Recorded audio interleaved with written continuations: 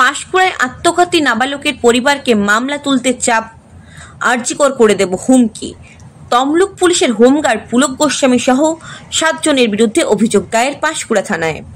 সম্প্রতি পাঁশকুড়ার নাবালকের চিপস চুরি কাণ্ডে তোলপাড় হয়ে গিয়েছিল গোটা রাজ্য। পুলিশ প্রশাসন শেষ পর্যন্ত বাধ্য হয়েছিল এই ঘটনার অভিযুক্ত সিভিক ভলেন্টিয়ার শুভঙ্কর দীক্ষিতকে গ্রেপ্তার করতে। সেই ঘটনার সূত্র ধরে তমলুক পুলিশ লাইনে কর্তব্যরত হোমগার্ড পুলক গোস্বামী সিভিকের বিরুদ্ধে কেস তুলে নেওয়ার জন্য চাপ সৃষ্টি করে। সেই প্রস্তাবে রাজি না হওয়ায় ওই নাবালকের মা সুমিত্রা দাসকে প্রাণে মেরে ফেলার হুমকি দেওয়া হয়।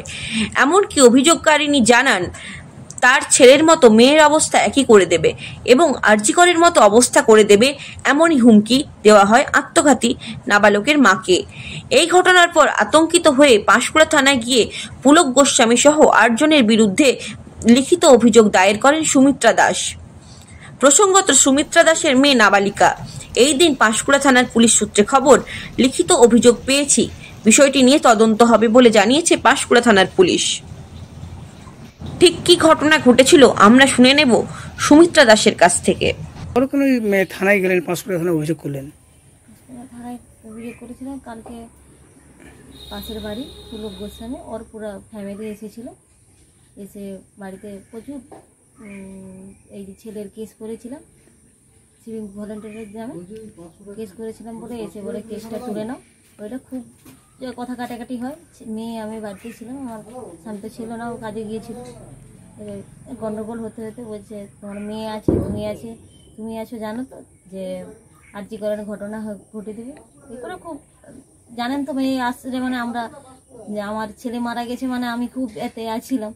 ওরকম প্রচুর ঝগড়াঝাঁটি হওয়ার পরে রাগারাগি একটু প্রচুর কথা কাটাকাটি হয়েছে। হওয়ার পরে এরকম গন্ডগোল করার পরে আমরা নিজেই ভয়ে আতঙ্কে যে না, আমরা এতেও গিয়েছিলাম যে দেখলাম যে না আমাদেরকে পুলিশের কাছে যেতে হবে। পুলিশের কাছে যে আমরা যে পুলক গোস্বামী উনি কে, মানে ওনাদের বিরুদ্ধে কি কোনো অভিযোগ করেছিলেন আপনারা? না, আমরা কিছু করি নাই। তাহলে ওনারা কেন আসছেন, মানে কেস তুলে নেওয়ার জন্য বলছেন?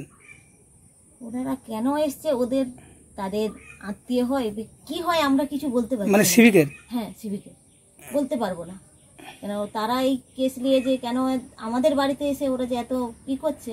এতদিন সন্তান মারা গিয়েছে, আজকে এতদিন পরে এসে আজকে কেন করছে যে একটা কেস অলরেডি উঠে গেছে, আবার কেস 7 তারিখ আছে। এরা কেন এরকম করছে আমি তা জানি না। আমরা সিভিকের পরিবার থেকে কোনো হুমকি দেওয়া হয়েছে না, আমরা খুব ভয়ে আছি।